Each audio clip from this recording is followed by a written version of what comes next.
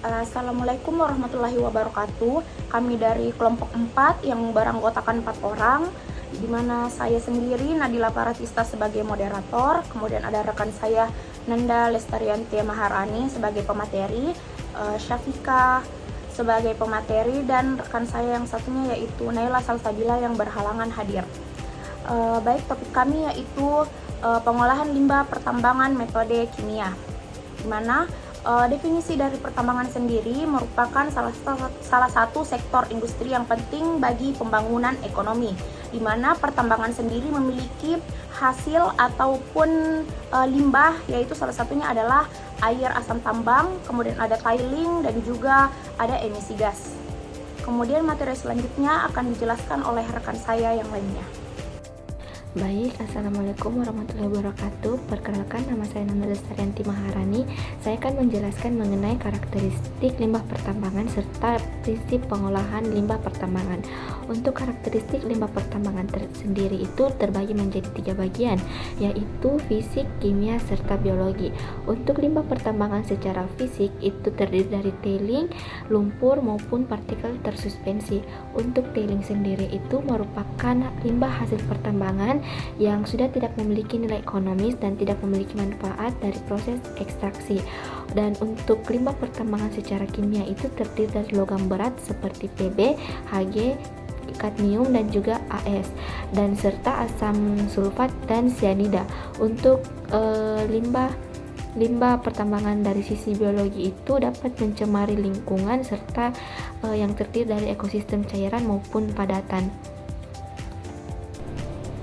Dan untuk prinsip pengolahan limbah pertambangan itu terbagi menjadi 3 juga. Yang pertama pencegahan pencemaran, kedua penanganan dan pemisahan khusus, dan yang ketiga itu pengolahan hingga pembuangan. Untuk bagian yang pertama yaitu pencegahan pencemaran, prinsip ini dilakukan dengan mencegah timbulnya pencemaran sejak awal kegiatan pertambangan. Pencegahan dilakukan melalui penerapan teknologi yang ramah lingkungan seperti pengendalian air asam tambang sebelum terbentuk, kedua penutupan lahan tambang dengan material inert, dan ketiga membentuk sistem drainase agar mengurangi kontak antara air hujan dan batuan sulfida. Dan untuk prinsip yang kedua itu penanganan dan pemisahan khusus, di mana prinsip pengolahan yang kedua ini dibedakan berdasarkan karakteristik limbah pertambangan itu tersendiri. Untuk limbah tambang itu memiliki keanekaragaman bentuk seperti tailing, air asam, hingga emisi gas, sehingga diperlukan beberapa metode penanganan yang berbeda-beda. Seperti contohnya limbah pertambangan tailing. Limbah pertambangan tailing diperlukan tailing storage facility atau TSF yang dilapisi geomembran agar tidak terjadi perembesan atau bocoran.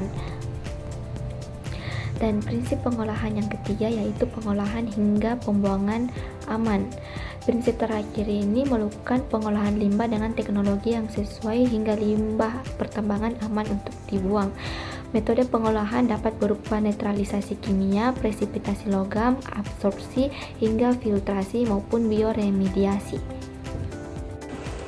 Baik, untuk materi selanjutnya ada metode pengolahan limbah pertambangan secara kimia, di mana metode pengolahan limbah pertambangan secara kimia terdapat 5 metode. Metode pertama yaitu metode koagulasi flokkulasi, kemudian ada metode netralisasi, ada metode oksidasi reduksi, ada metode presipitasi kimia, dan yang terakhir yaitu metode disinfeksi kimia, di mana pada kelima proses ini atau kelima metode ini menghasilkan hasil akhir yaitu sludge atau lumpur, di mana lumpur ini memerlukan proses atau pengolahan yang lebih lanjut agar tidak mencemari lingkungan sekitar tambang.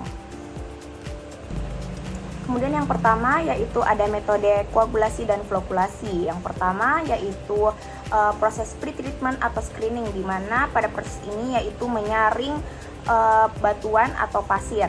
Kemudian ada proses equalization, yaitu untuk menstabilkan debit dan konsentrasi air limbah.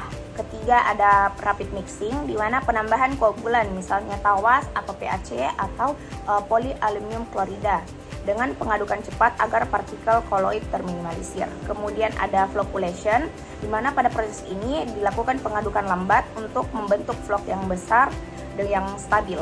Kemudian ada sedimentasi atau clarifier, di mana proses ini vlog akan mengendap dan air jernih dipisahkan. Kemudian ada filtrasi atau polishing, penyaringan yaitu penyaringan pasir atau karbon aktif untuk penyisihan sisa partikel. Kemudian yang terakhir ada sludge handling atau pengolahan lumpur, di mana lumpur vlog dikumpulkan di dalam kolam atau unit pengolahan sludge. Secara umum metode pengolahan limbah asam tambang itu dapat dibagi menjadi beberapa metode, yaitu ada metode kimia, metode fisika, dan juga metode biologi, di mana masing-masing metode memiliki prinsip kerja, kelebihan, serta kekurangannya masing-masing, sehingga seringkali penerapannya dilakukan secara terpadu atau kombinasi untuk memperoleh hasil yang optimal. Baik, materi selanjutnya akan dilanjutkan oleh saya, Syafiqah Zakira Syamsul. Nah, terkait pengolahan secara kimia. Pengolahan air limbah secara kimia dilakukan dengan menambahkan bahan kimia untuk mengubah sifat zat pencemar agar dapat dipisahkan dari air. Bahan yang digunakan itu umumnya bersifat basah untuk proses netralisasi, yaitu menetralkan tingkat keasaman air limbah. Nah, tahapan proses utamanya itu meliputi netralisasi, aerasi, dan pengendapan. Kadang ditambahkan juga koagulan dan flokulan untuk mempercepat pengendapannya. Total Suspended Solid atau TSS, metode ini efektif digunakan untuk menghilangkan keasaman serta logam berat seperti Fe dan Mn. Namun kelemahannya adalah biaya operasionalnya itu tinggi dan menghasilkan lumpur kimia yang perlu penanganan khusus. Terus selanjutnya adalah pengolahan secara kimia. Metode fisika mengandalkan pemprosesan mekanis tanpa reaksi kimia. Proses yang umum digunakan itu meliputi sedimentasi atau pengendapan partikel berat, terus filtrasi atau penyaringan, ultrafiltrasi, dan kolam pengendapan. Metode ini efektif untuk mengurangi padatan tersuspensi atau TSS dan kekeruhan air. Biasanya pengolahan secara fisika dikombinasikan dengan pengolahan kimia agar hasil lebih optimal. Kelemahannya, metode ini tidak dapat menghilangkan zat terlarut seperti ion logam dan sulfat, sehingga perlu dilanjutkan dengan Baik, saya akan menjelaskan mengenai metode presipitasi kimia, di mana metode presipitasi kimia sering digunakan dalam pengolahan limbah pertambangan untuk meningkatkan efektivitas penurunan logam berat. Metode ini seringkali menggunakan bahan kimia seperti CaOH 2 kali, Na2CO3 ataupun Na2S, di mana ketika bahan kimia ini ditambahkan pada ion logam seperti Fe3+ atau Pb2+ akan membentuk senyawa seperti FeOH 2 kali maupun PbS, yang kemudian terjadi pengendapan.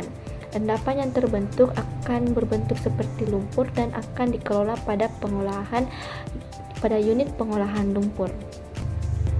Setelah limbah pertambangan telah melalui metode presipitasi, maka selanjutnya akan dilakukan proses sludge handling, di mana pada tahap ini terbagi menjadi 3 tahap. Pertama, penebalan atau thickening, kedua stabilisasi, dan yang ketiga itu pembuangan akhir.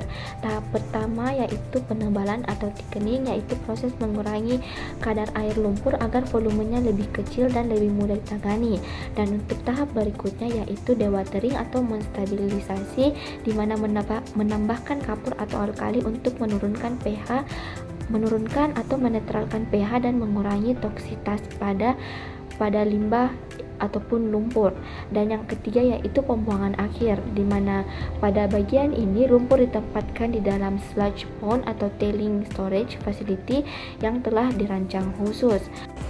Selain itu, metode koagulasi flokulasi terbukti efektif untuk menurunkan kadar TSS atau Total Suspended Solid, dan kemudian untuk menurunkan kadar logam seperti Fe atau mangan yang biasanya ada pada limbah pertambangan.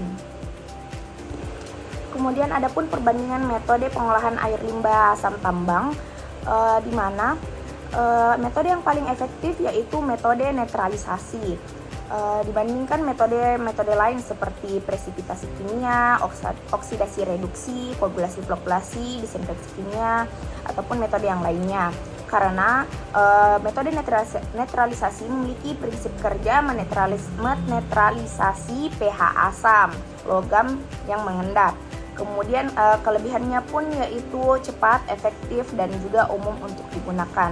Tapi ada pun kekurangan dari metode netralisasi ini yaitu butuhnya banyak bahan kimia dan biayanya yang cukup tinggi. Selanjutnya adalah metode netralisasi. Nah, metode ini termasuk dalam pengolahan secara kimia dan bertujuan untuk menyesuaikan pH air limbah. Nah, agar mendekati netral pH-nya sekitar 6-9. Langkah-langkahnya itu yang pertama, pengukuran pH awal untuk mengetahui tingkat keasaman air. Terus yang kedua itu penambahan bahan kimia alkali seperti CaO, CaOH 2 kali, CaCO3 ke dalam air limbah. Nah, yang ketiga itu adalah mixing tank, digunakan untuk mengaduk cepat agar reaksi netralisasinya itu merata. Yang keempat adalah kontrol pH. Nah, hal ini dilakukan agar berada di kisaran optimal. Terus yang kelima adalah presipitasi logam berat, di mana logam seperti Fe, Mn, dan Al akan mengendap sebagai hidroksida. Yang keenam adalah sedimentasi untuk memisahkan endapan dari air bersih. Yang ketujuh adalah sludge handling, yaitu pengolahan lumpur hasil presipitasi agar stabil dan aman dibuang, biasanya dengan penambahan kapur. Yang keempat adalah metode desinfeksi kimia. Tujuan utama metode ini adalah untuk membunuh mikroorganisme patogen dalam air limbah sebelum dibuang atau digunakan kembali. Prosesnya itu meliputi yang pertama screening, di mana itu dia menghilangkan padatan besar agar tidak mengganggu reaksi kimia. Yang kedua adalah penambahan desinfektan seperti klorin, ozon, atau peroksida ke dalam air limbah. Yang ketiga adalah kontak tank, di mana air disimpan selama 15-30 menit agar reaksi desinfektan berlangsung efektif. Terus yang keempat adalah kontrol dosis residu, memastikan kadar klorin sisa di bawah 1 mg per liter agar aman bagi lingkungan. Yang kelima adalah pollution, dan ini tuh opsional. Tahap akhir berupa aerasi atau filtrasi untuk menghilangkan residu bahan kimia dan meningkatkan kualitas air hasil olahan. Nah, sifat fisik, kimia, dan netralisasi serta desinfeksi itu untuk memiliki masing-masing karakteristik. Yang pertama itu untuk fisik, dia memisahkan partikel padat, terus kimia itu menetralkan dan mengendapkan zat terlarut, netralisasi itu menyeimbangkan pH dan mengendapkan logam berat, terus desinfeksi itu membunuh mikroorganisme patogen. Gabungan dari metode ini sering digunakan agar pengolahan air limbah lebih efektif, efisien, dan aman bagi lingkungan. Baiklah, itulah presentasi dari kami dan dapat diraih kesimpulan yaitu pertambangan merupakan salah satu sektor terpenting dalam industri di mana pertambangan ini dapat membangun ekonomi, tetapi dari banyaknya kelebihan dari pertambangan tetap menghasilkan limbah, salah satunya yaitu air asam tambang, di mana metode kimia yang paling efektif untuk ini adalah metode netralisasi, di mana netralisasi ini dapat menetralkan air asam tambang sehingga aman untuk dibuang ke lingkungan sehingga tidak merusak ekosistem. Mungkin itu yang dapat kelompok kami jelaskan. Wassalamualaikum warahmatullahi wabarakatuh.